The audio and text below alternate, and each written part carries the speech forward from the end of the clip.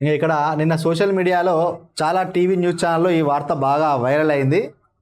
నీ భార్య నాకు ఇచ్చేయి, ప్రియురాలి భర్తతో ఓ వ్యక్తి గొడవ, ఇంటి ఎదుటే పెట్రోల్ పోసుకొని ఆత్మహత్య యత్నం, గాంధీ ఆసుపత్రిలో చికిత్స పొందుతూ మృతి, హైదరాబాద్లోని మధురా నగర్లో ఘటన.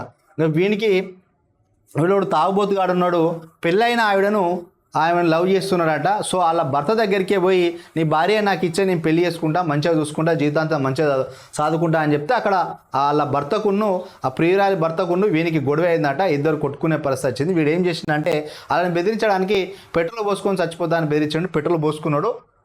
ఆత్మహత్య యత్నం చేసుకుంటే గాంధీ ఆసుపత్రిలో చికిత్స పొందుతూ మృతి చెందింది. వీనికి ఏం పోయే కాలం వచ్చింది నిజంగా.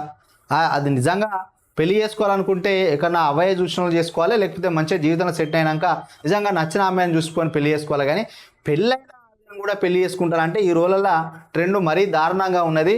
ఇంకా దీని గురించి మాట్లాడితే చాలామంది నన్ను స్త్రీ వ్యతిరేకి ద్వేష అనుకుంటారు కావచ్చు. కానీ ఎక్కడ చూసినా సినిమాలలో కానీ ఓటీటీలలో కానీ బయట జరిగేది ఏందనంటే ఇక ఈ పెళ్ళైన ఆంటీలను వశపరచుకోవడం, పెళ్లి కాని పోరాలు ఎమ్మడి ఆంటీలు తిరగడం, ఇంకో ఇట్లాంటివి బాగా అవుతాయి. ఇది సమాజానికి చేటు, రోడ్ల పాలవుతారు, ఉరేసుకొని చావాల్సిన పరిస్థితి అవుతుంది. ఇంకో ఇక్కడ వీనికి ఏమైంది, ఆమె పెళ్లి చేసుకున్నది వానితో సంసారం చేసుకుంటుండి వీనితోటి మరి లవ్ ట్రాక్ నడిపించినట్టున్నది. వీడు ఏమైంది, ఆమె కావాలని పట్టుబట్టిండు. ఇంకా ఆడోళ్ళు అంటే మర్చిపోతారు కానీ మొగోళ్ళు ఏంటంటే మొదటి లవ్గా అని చెప్పి ఆత్మహత్యకు కూడా పాల్పడే పరిస్థితి.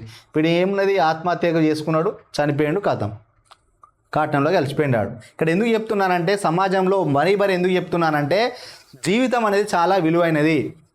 క్షణికావేశంలో తీసుకునే నిర్ణయాల వల్ల మీ ప్రాణాలు కోల్పోవడం వల్ల మీవైనా ఆధారపడ్డ కుటుంబం అనేది రోడ్డు పాలు కావాల్సిన పరిస్థితి వస్తుంది. ఇక ఆడవాళ్ళ పరిస్థితి ఏది ఉంటే సమాజంలో తలెత్తుకోలేరు. ఇటు తల్లిదండ్రుల తరపున కానీ అత్తగారి తరపున కానీ భర్త దగ్గర కానీ పిల్లలున్న దగ్గర కానీ చాలా ఇబ్బంది పడాల్సి వస్తుంది. ఎందుకు చెప్తున్నానంటే మొన్న ఒక ఆవిడ వాళ్ళ పిల్లల చదువుల కోసం అని చెప్పి భర్త కిడ్నీలు అమ్మిపించి ఆ డబ్బులతోని మెకానిక్తోని ఉడాయించింది.